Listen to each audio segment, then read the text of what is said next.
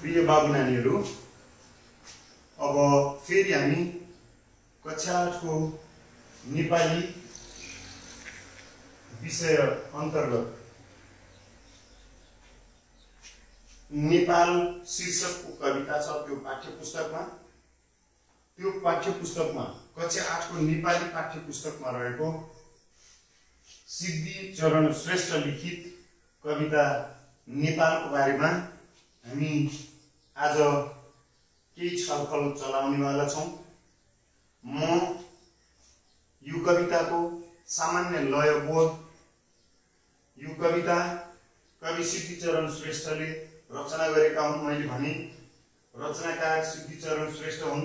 उनको जन्म विक्रम सम्वत 1969 जेठ 9 गते भएको थियो ओखलढुङ्गामा र उनी 2047 जेठ 22 गतेबाट सदाका लागि यो संसारबाट बिदा भए। 2047 जेठ 22 पछि फेरि पनि यो भौतिक संसारमा सिद्धिचरण श्रेष्ठ छैनन्। तर सिद्धिचरण श्रेष्ठले जे सिर्जना गरेका छन्, जे जस्ता उन्नत विचारहरूका पुञ्जहरूलाई कविता काव्यका माध्यमबाट हाम्रो बीचमा छोडेका छन्, तिनीहरू झाँगिने क्रम, तिनीहरू फैलिने क्रम, तिनीहरू फुल्ने क्रम, तिनीहरू सुवास छर्ने क्रम भने आज पनि चलि नै रहेको छ। हामी सिद्धिचरणकै एउटा कविता सिर्जनाको सुवासका बारेमा, सुगन्धको बारेमा, यसले छोड्ने प्रभावको बारेमा हामी यहाँ अहिले कुरा गर्नेछौँ। सिद्धिचरण श्रेष्ठ जस्ता प्रतिभाशाली छोरा जन्माउने आमा बाउ निरकुमारी श्रेष्ठ र विष्णुचरण श्रेष्ठ थिए। सिद्धिचरण श्रेष्ठ पूर्वी नेपालको पहाडी जिल्ला ओखलढुङ्गामा जन्मिएका। त्यहाँको प्राकृतिक सौन्दर्यले, त्यहाँको विचित्रको प्रकृतिको जादुगरी प्रभावले सिद्धिचरण श्रेष्ठको मन मस्तिष्कमा जे जस्तो प्रभाव दिन सक्यो, त्यो प्रभावलाई सिद्धिचरण श्रेष्ठले प्रकृतिको प्रभावलाई, नेपालको इतिहासको प्रभावलाई, नेपाली सुरवीर पुर्खाहरूले गरेको जुन योगदान छ, त्यो योगदानको करेन्टले सिद्धिचरण श्रेष्ठलाई जस्तो किसिमको प्रभाव दिएको थियो, त्यो प्रभावलाई उनले आफ्ना अनुभूतिहरूलाई शब्दका माध्यमबाट आम पाठकहरूका बीचमा, सर्वसाधारण पाठकहरूका बीचमा, कविता साहित्य रुचाउने मान्छेहरूका बीचमा पस्किदिने काम गरेका छन्। अब मैले यो एउटा सन्दर्भ पनि मिलेकै छ हैन। कविताको शीर्षक नेपाल छ। मैले यो नेपालको नयाँ नक्सा यहाँ कक्षा 8 का नानी बाबुहरूको बीचमा प्रस्तुत गर्ने काम गरेको छु। यो मेरो लागि पनि गौरवको विषय बनेको छ। प्रिय साना मान्छेहरू, तिमीहरूको निम्ति पनि यो गौरवको विषय बन्नुपर्दछ। सिद्धिचरण श्रेष्ठले शब्दमा नेपाल पस्केका थिए, मैले यहाँ चित्रमा नेपाल देखाएको छु। सिद्धिचरण श्रेष्ठले शब्दमा नेपाल पस्कने काम गरेका छन्। हामी त्यो शब्द चित्र, नेपालको चित्र त्यहाँ हेर्नेछौँ शब्दमा। मैले सिद्धिचरण श्रेष्ठले शब्दमा प्रस्तुत गरेको आकारलाई यहाँ यो चित्रमा प्रस्तुत गरेको छु। भर्खरै मात्र नेपाल सरकारले सम्पूर्ण रूपले वैधानिकता प्रदान गर्यो, विधि सम्मत संविधानमा संशोधन गरेर समेत नेपालको नक्सालाई यो रूपमा प्रस्तुत गरेको छ। म पहिला त कक्षा 8 का बाबु नानीहरू, यही कविता अरूले पनि पढे, यही नेपाल अरूले पनि हेरे, तिमीहरू कक्षा 8 मा आएर नेपाल कविता पहिलो पाठको रूपमा, कविता रचनाको रूपमा पढ्न पाउने भाग्यमानी विद्यार्थी बन्यो। यद्यपि व्यक्तिगत रूपमा मलाई भाग्यवाद विश्वास छैन। हामी भन्छौँ नि त भाग्य, अवसर मिल्यो तिमीहरूलाई। भाग्यले मान्छेलाई बनाउने होइन, हामीलाई हाम्रो भाग्यले बनाउने होइन, हामीले हाम्रो भविष्य बनाउने। मान्छे स्वयं आफै त्यस्तो सिकर्मी डकर्मी हो जसले आफ्नो भविष्यको महान नक्सा तय गर्ने मात्र होइन, त्यो नक्सा अनुसारको सिर्जना गर्छ, भवन निर्माण गर्छ, बाटो निर्माण गर्छ, योजना तर्जुमा गर्छ। त्यति मात्र होइन, त्यसलाई रङ्गीन बनाउने, आकर्षक बनाउने काम पनि मान्छेले नै गर्दछ। यो हामी जस्तै मान्छेको रगत र पसिनाबाट आर्जित सम्पत्ति हो, सम्पदा पनि हो।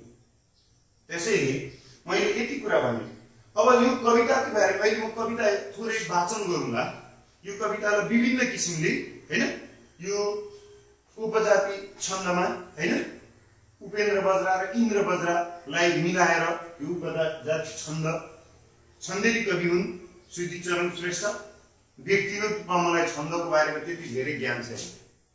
मलाई विश्वास छ सिद्धिचरण जस्ता धेरै सिद्धिचरणका यस्ता छन्देली कविताहरूले जन्म हुनेछन्।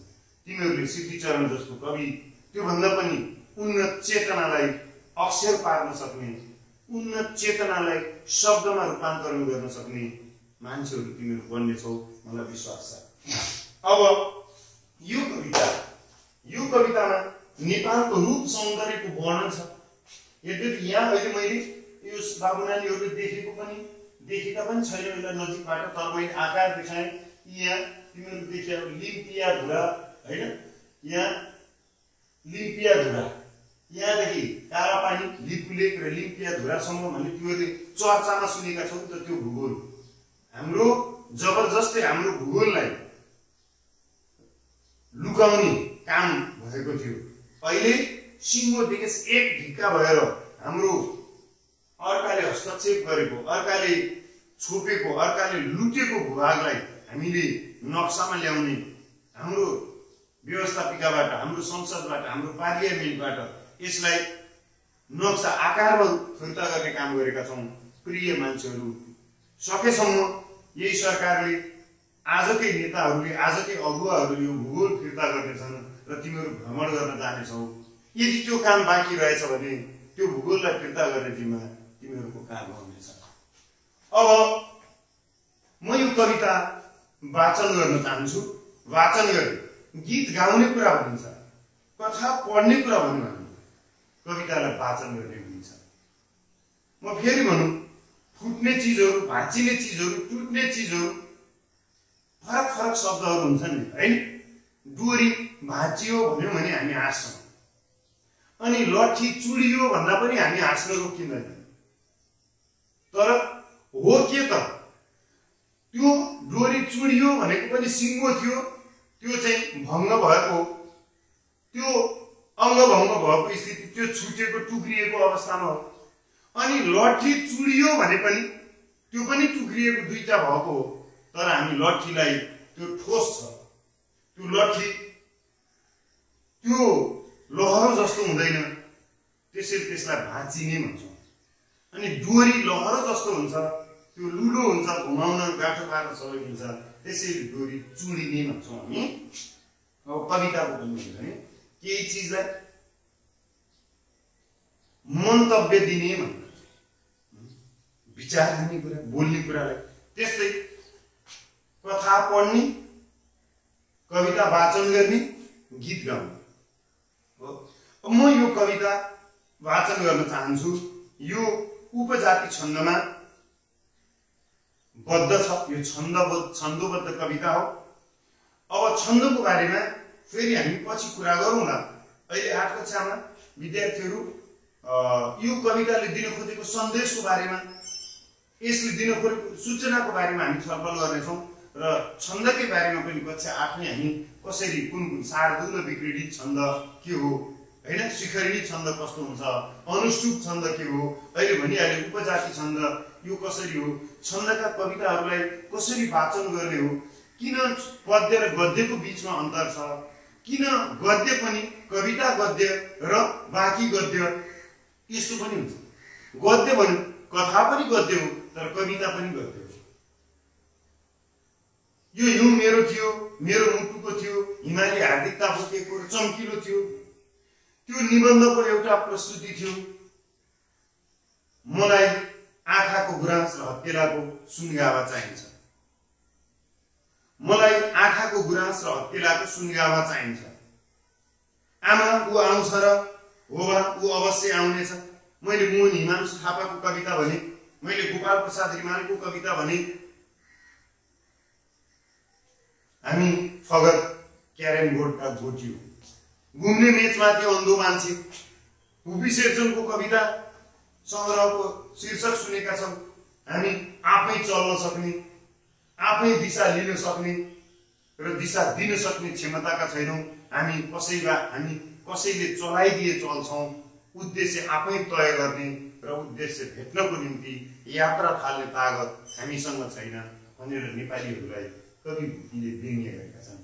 क्यारेम बोर्डको स्ट्राइकरले जब पछाडिबाट हानिदिन्छ त्यही स्ट्राइक भए अनुसार त्यही स्ट्राइकरले चाहिँ झ्याकले जता जता धकेल्छ हामी त्यतातिर धकेलिन्छौँ।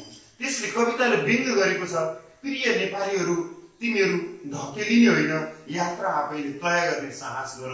त्यो कविताले परोक्ष रूपबाट अप्रत्यक्ष रूपबाट त्यस्ता चिजहरू भनेको छ। मैले थोरै कुरा भन्ने, तिमीहरूले दिमागमा राख, कहिले कहिले तिमीहरूले ती चिज भेट्यो भने त्यसको बारेमा सोचौला। अलि ठुलो हुँदै हुँदै जाँदा तिमीहरूको सोच्ने क्षितिज पनि विस्तार हुन्छ। यो पढ्ने कुरा भनेको क्षितिज विस्तार गर्ने अभियान, पढ्ने कुरा भनेको जिउने कला आर्जन गर्ने तौर तरिका हो। त्यसैले अब म नेपाल कविता, हाम्रो देश हाम्रो जन्मभूमि नेपाल हो। कवि सिद्धिचरण श्रेष्ठले आफ्नो कविताको नाम पनि नेपाल राखेका छन्। मैले एउटा नयाँ चिज भने, कविताको त शीर्षक हुनु पर्थ्यो, तर मैले कविताको नाम भने। प्रिय भावनाहरू, एउटा कविको रूपमा, एउटा कवयित्रीको रूपमा, एउटा स्रष्टाको रूपमा तिमी कहीँ स्टेजमा गएर, कहीँ मञ्चमा गएर बोल्दा मेरो कविताको नाम छ भनेर भन्यो भने त्यो बिग्रियो। त्यसले त्यो पनि भन्न सकिन्छ, अहिले नयाँ प्रयोग पनि हो। यो कविताको शीर्षक नेपाल हो। अब यो सिद्धिचरण श्रेष्ठको रचना हो। सिद्धिचरण श्रेष्ठ भन्ने बित्तिकै तिमीहरू, मैले यो कविता भन्नुभन्दा अगाडि थोरै चिज बताउँ। त्यो कविको प्रवृत्ति थाहा पाएपछि, प्रवृत्ति भनेको विशेषता, कस्तो मान्छे हो त्यो भन्ने थाहा पाएपछि त्यसका कामहरू हेरेपछि त्यसको उद्देश्य अनुमान गर्न सकिन्छ। कविता जन्माउनु, काम गर्नु, र त्यो काम गर्ने मान्छे कस्तो थियो त भन्दा अनि त्यहाँबाट हेरिन्छ। जस्तै म तिमीहरूलाई एउटा सानो उदाहरण दिउँ। म व्यक्तिगत रूपमा म प्रेम रिमा मेरो नाम, मेरा 7वटा दिदीबहिनीहरू, 5 दाजुभाइहरू हैन।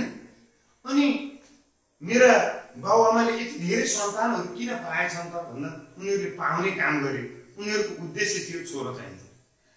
छोरी छोरी पाएछन् अनि उनीहरूको छोरो प्रेम, छोरोप्रतिको जुन अनुराग थियो, छोरो भेट्ने जुन आकांक्षा थियो, त्यो पूरा गर्ने क्रममा उनीहरूले जन्माउने काम गरे। त्यसैले ती हरेक घटनाहरू उद्देश्य लक्षित हुन्छन्। दुर्घटना र घटनाको बीचमा अन्तर छ। दुर्घटना उद्देश्य निर्देशित हुँदैन, उद्देश्य निर्देशित घटनालाई दुर्घटना भनिँदैन।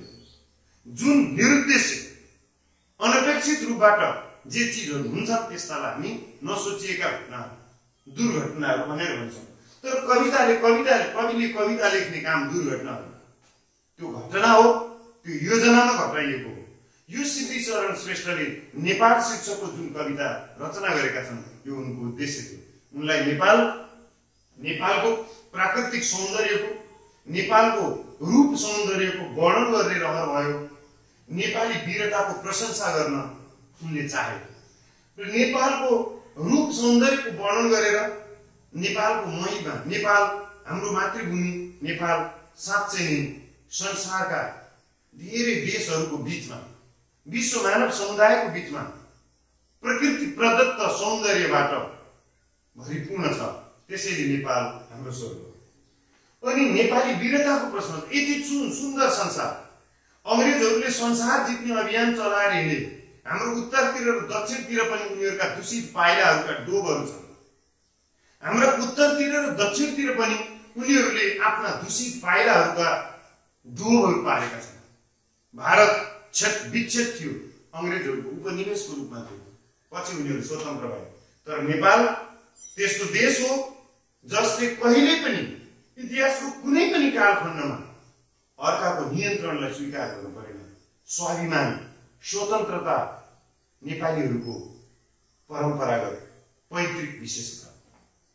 हामी भन्छौँ वंशजको आधारले नागरिक बन्ने होइन, अङ्गीकृत नागरिक होइन। हामी त एकदम जन्मजात नेपाल, जन्मजात स्वतन्त्र सार्वभौम सत्ता सम्पन्न मुलुक हो।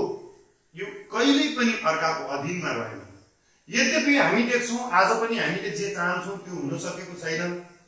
हामी साना छौँ, हामी अलि गरिब छौँ, हामी स्रोत र सम्पदामा हामी गरिब छैनौँ, धनी छौँ, हामी सोचमा गरिब भयौँ। हाम्रो प्रशस्त सम्भावनाहरू छन्, ती सम्भावनाहरू अनुसारको योजना बनाउने इन्जिनियरहरूको अभाव भयो, त्यसैले हामी गरिब भयौँ। प्रिय साना मान्छेहरू, सम्भावना अनुसारको योजना निर्माण गर्ने महान नेपाली मान्छेहरू तिमीहरू बन्नेछौ, मलाई त्यसमा विश्वास छ। मेरो अनुरोध पनि छ यही सन्दर्भमा, यो देशको राजनीति गर्ने मान्छेहरू देशका सम्भावनाहरूलाई बुझेर योजना बनाउने अभियन्ताहरू हुनुपर्थ्यो, इन्जिनियरहरू हुनुपर्थ्यो। तर हामी कहाँ त्यस्तो छैन। हामी कहाँ लोभानी पापानी, लोभी पापी प्रवृत्तिले गर्दा, स्वार्थी प्रवृत्तिले गर्दा हामीले प्रकृति प्रदत्त स्वर्गको महिमा बुझ्न सकेनौं। संसारले नेपालको सुन्दरताप्रति आँखा फालेको छ। विश्वभरका मान्छेहरू नेपाली सुन्दरतालाई आफ्नै आँखाले अनुभूति गर्न आउँछन्, तर हामीलाई हाम्रै सुन्दरताको स्वाद अझै पनि थाहा हुन सकेको छैन। कवि सिद्धिचरण श्रेष्ठले त्यो सुन्दरताको अनुभूति गरे, त्यसको प्रशंसा गरे। यो सुन्दर देश बचाउनको निम्ति हाम्रा वीर वीराङ्गना पूर्वजहरूले, पुर्खाहरूले आफ्नो जीवन उत्सर्ग गरेका छन्, चढाएका छन्। उनीहरूले वीरगति प्राप्त गरे, उनीहरू आफ्नाहरूलाई बचाउनको निम्ति मरे। तर हामी इतिहासको बाटोमा हिँडिरहेका छौँ कि छैन? हामीलाई हाम्रा पुर्खाहरूले जे चिज सिकाए, हामीले त्यो सिकेको चिजलाई जीवनमा अपनाइरहेका छौँ कि छैनौँ? यो देश बचाउनको निम्ति जसले आफ्नो सम्पूर्ण चिज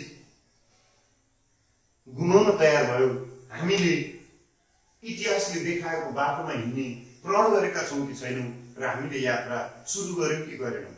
यी प्रश्नहरू पनि यहाँ अस्पष्ट देखिन्छन्। शब्दहरू अस्पष्ट छन्, एकदम प्रश्न देखिँदैन, प्रत्यक्ष प्रश्न छैन, परोक्ष यहाँ प्रत्येक शब्दहरूले नेपाली तिमी के गर्दैछौ, नेपाली तिमी किन अघि बढ्दैछौ, नेपाली तिमी सुरवीर पुर्खाका सन्तान हौ, किन कायर देखिरहेका छौ, नेपाल सुन्दर शान्त र समृद्ध देश बन्नु पर्दछ, तर यहाँका सम्भावनाहरू किन ओइलिरहेका छन्?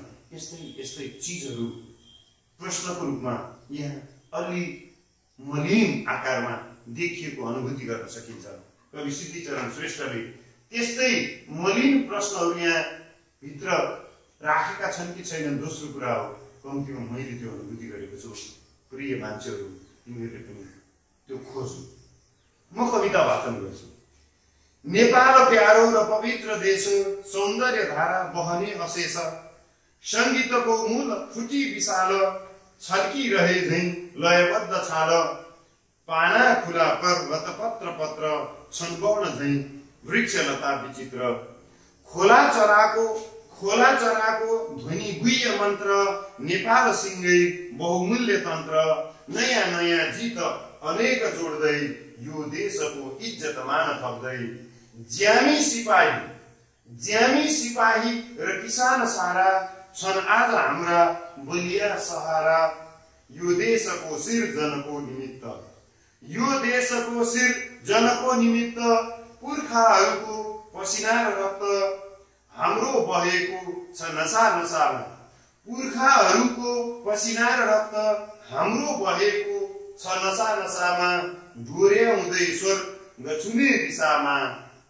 हाम्रो बहेको छ नसा नसामा, डोर्याउँदै स्वर्ग छुने दिशामा, विपत्ति पर्दा पनि हाँसी हाँसी, तयार भई चढ न समेत फाँसी, विपत्ति पर्दा पनि हाँसी हाँसी, तयार भई चढ न समेत फाँसी, बाँचे बचाए र रमे रमाए, बाँचे बचाए र रमे रमे, बाँचे बचाए र रमे रमाए, संघर्षले यो मुलुकै जगाए, संघर्षले यो मुलुकै जगाए। अब यी कविताका पंक्तिहरू मैले भनिहालेँ, यो कवितामा जम्मा जम्मी जति पंक्तिहरू छन् नि, ती पंक्तिहरूलाई एउटा श्रृङ्खलामा जोड्यौँ भने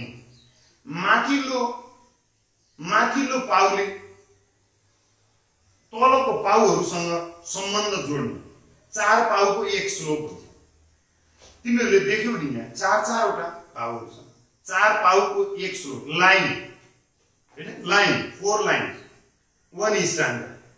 इङ्ग्लिसमा त्यसलाई स्ट्यान्जा भनेर भनियो, लाइन्स। चारवटा, त्यसलाई पंक्ति भन्छ। चारवटा पंक्तिबाट एउटा श्लोक भन्छ, एउटा कुञ्ज भन्छ।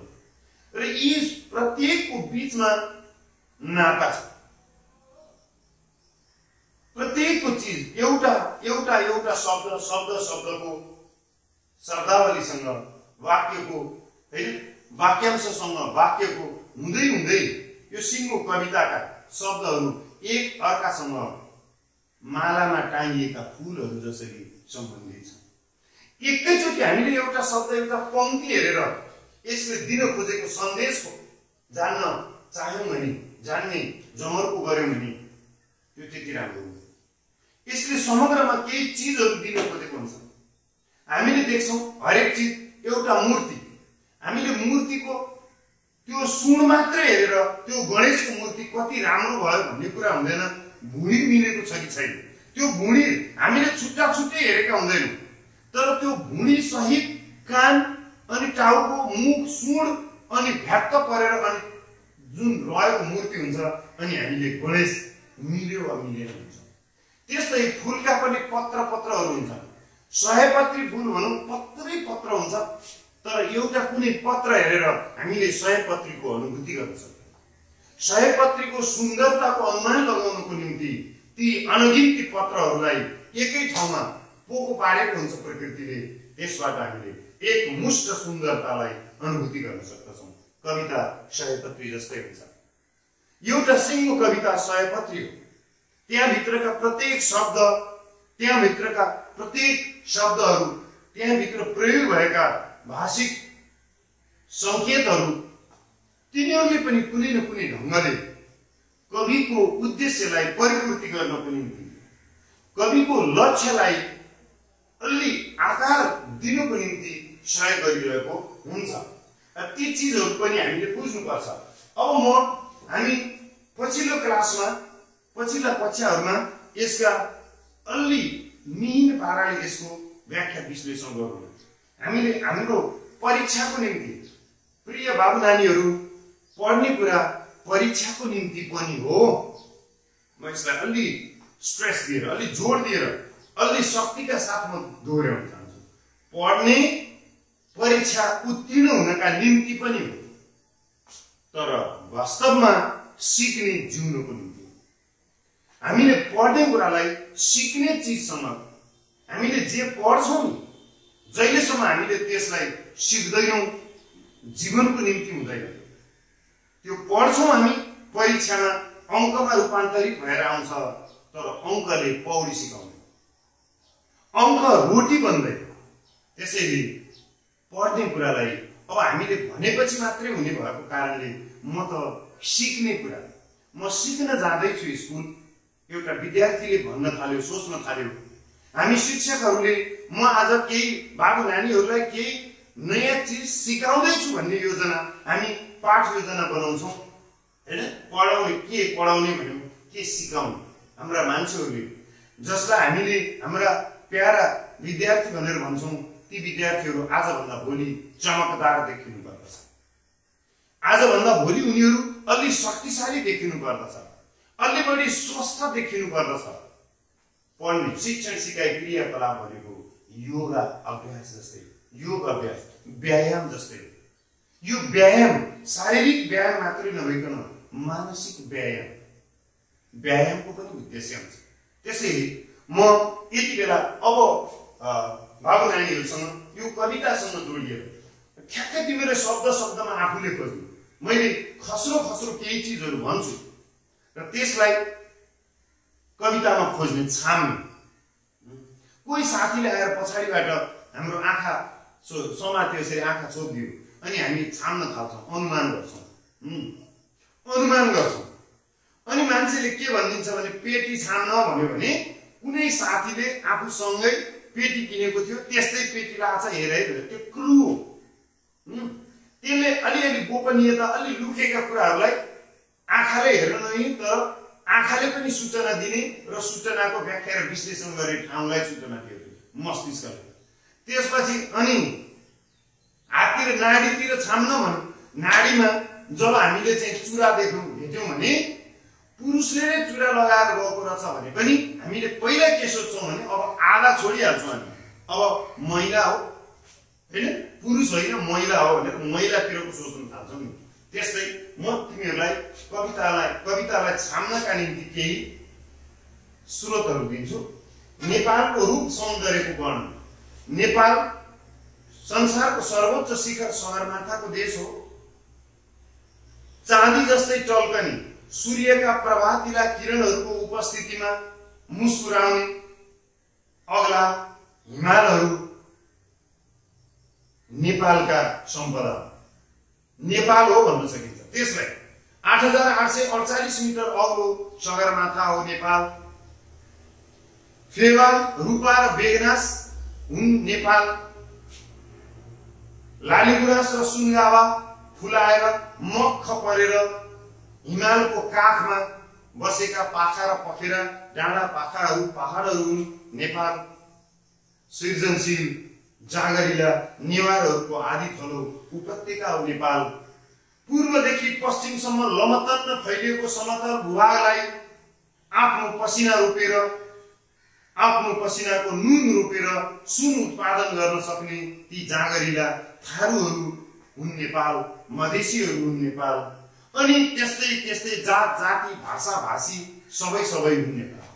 त्यसैले हामीले नेपाललाई माटो मात्रै भन्यौं भने, नेपाललाई ढुङ्गा मात्रै भन्यौं भने, नेपाललाई रुख मात्रै भन्यौं भने, पानी मात्रै भन्यौं भने, अथवा यो करिब 56-57 वर्ग माइल क्षेत्रभित्रको भूगोललाई मात्रै नेपाल भन्यौं भने त्यो नेपाल अपुरो हुन्छ।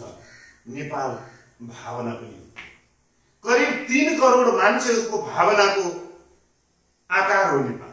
यद्यपि भावनाको आकार हुँदैन, भूगोलको आकार हुन्छ।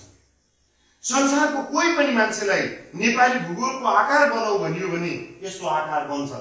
केही दुच्छर छिमेकीहरूले यो आकार बनाउन दोस्रो कुरा हो, तर संसारभरिका मान्छेहरूले यो आकार नेपालको हो भनेर भन्छन्, तर भावनाको चित्र हुँदैन। त्यसैले प्रिय नानी बाबुले भावनाको चित्र अनुभूति मात्रै गर्न सकिन्छ। यो कविताका कवि सिद्धिचरण श्रेष्ठले नेपालीहरूको भावनाको चित्रलाई पनि अनुभूति गरेका छन्। नेपालीहरूको भावना स्वतन्त्रता, शान्ति र समृद्धिसँग जोडिएको थियो र त्यसमध्ये हाम्रा पिता पुर्खाहरूले जुन लक्ष्य लिएका थिए, उनीहरू हामीभन्दा इमानदार थिए, उनीहरू हामीभन्दा निष्ठावान थिए, उनीहरू हामीभन्दा जागरिला थिए। त्यो उनीहरूले आफ्नो उद्देश्यलाई, आफ्नो लक्ष्यलाई आकार दिने काम गरे। लक्ष्य बनाउँछौँ हामी, उद्देश्य लिन्छौँ, त्यो उद्देश्यलाई आकार दिनु सबैभन्दा महत्त्वपूर्ण विषय हो। उनीहरू वीर थिए। नेपालको स्वतन्त्रतालाई कुनै हालतमा हामी पराईको परचक्रीको हातमा पर्न दिने छैनौँ। हामी दिन्नौँ भने दिएन। नालापानीका किल्लामा अंग्रेजहरूलाई हराउने हाम्रा मान्छेहरू थिए हैन। बेत्रावतीको तीरमा तिब्बतीहरूलाई, भोटेहरूलाई हराउने नेपालीहरू थिए। पूर्वदेखि पश्चिमसम्म हामीले भन्यौं त हिजो हामीले गीत गाएका छौँ। पश्चिम किल्ला काङ्गडा, पूर्वमा टिस्टा पुगेथ्यौँ, कुन शक्तिको सामुमा कहिले हामी झुकेथ्यौँ। वास्तवमा सगरमाथा र नेपाल एक अर्काका परिपूरक। सगरमाथाको स्वभाव र नेपालीहरूको स्वभावमा समानता छ। झुक्नै नजानेको स्वभाव सगरमाथाको उच्च स्वभाव हो, रूप मात्रै होइन। त्यस्तै नेपालीहरू, हाम्रा वीर पुर्खाहरू जो कहिल्यै झुकेन। दुनियाँ झुक्यो, तर संसारको एउटा त्यस्तो जाति थियो जो कहिल्यै झुकेन, त्यो नेपाली जाति थियो। त्यसैले कवि सिद्धिचरण श्रेष्ठले ती झुक्नै नजानेका मान्छेहरूको त्यो उच्च शिरको प्रशंसा गरेका छन्। शब्दले मुकुट लगाए, शब्द मुकुट पहिराइदिने काम यो कविताले गरेको छ। त्यसैले इतिहासको उच्च मूल्याङ्कन गर्नु वर्तमानको धर्म। हामी धर्मको निम्ति मठ मन्दिर धाउने गर्दछौँ, तर वास्तविक धर्म असल विचार धारण गर्नु मात्रै होइन, त्यो विचारलाई व्यवहारमा रूपान्तरण गर्नु, त्यो विचारलाई वास्तविक जीवनको बारीमा रोप्नु, गोडमेल गर्नु, फुलाउनु र फलाउनु पनि हो। त्यति मात्रै होइन, त्यो फलबाट, त्यो प्राप्त भएको फसललाई आफू बाँच्नको निम्ति प्रयोग गर्ने र अरूलाई पनि बाँच्नको निम्ति सहयोग गर्ने वास्तविक धर्म त्यो हो। हाम्रा पिता पुर्खाहरू, हाम्रो इतिहास जसले निर्माण गरे तिनीहरू त्यस्तै थिए। त्यसैले हाम्रो आचरण स्खलित भएको छ। हामी पतनको दिशातिर छौँ। हाम्रो स्वभाव, हाम्रो शैली, हाम्रो सोचमा त्यो हाम्रो इतिहासको गौरव मिसिन आवश्यक छ। रक्तरञ्जित इतिहास लेख्ने मान्छेहरूका हामी सन्तानहरू हौँ। त्यसैले आज फेरि पनि हाम्रो रगत रातो छ भन्ने कुरा काटेपछि मात्रै थाहा पाउने होइन। नेपालीहरूको रगत रातो छ, संसारका सबै मान्छेहरूको रगत रातो हुन्छ, तर नेपालीहरूको रगतको रङ अर्को हुन फरक छ भन्ने कुरा हाम्रा वीर पुर्खाहरूले प्रमाणित गरेर देखाइदिएका थिए। हो, यो जन्मदै जगतमा कैयौं प्रहार आए, साम्राज्य दुई हारे, तर हारे निशान हाम्रो प्रिय बाबु नानीहरू गोपाल प्रसाद रिमालको जङ्गी निशान हाम्रो कविताका पंक्तिहरू। वास्तवमा ठुला ठुला तागतहरू हारे, तर नेपालीहरू कहिल्यै पनि हारेन। सान भनेको इज्जत हो, प्रतिष्ठा हो, स्वाभिमान हो, अस्मिता हो, पहिचान हो, परिचय हो, अथवा नेपाल दुनिया हारे नेपाल हारे। त्यसैले कवि सिद्धिचरण श्रेष्ठको नेपाल कविताको बारेमा मैले यति कुरा भने। अब तिमीहरूसित फरक फरक बुझ्न सक्ने, ग्रहण गर्न सक्ने फरक फरक खालको क्षमता छ, र सबै नानी बाबुहरूसँग मेरो अनुरोध के छ भने जो जसले जति जति बुझ्छौ बुझ, र दिनदिनै बुझाइ बढाउने, बुझाइको स्तर बढाउने काममा निरन्तर लागिरहौ। म तिमीहरूको अभियानमा सधैँ सहयोगीको भूमिकामा रहनेछु। फेरि हामी अर्को क्लासमा भेट्नेछौँ। धन्यवाद।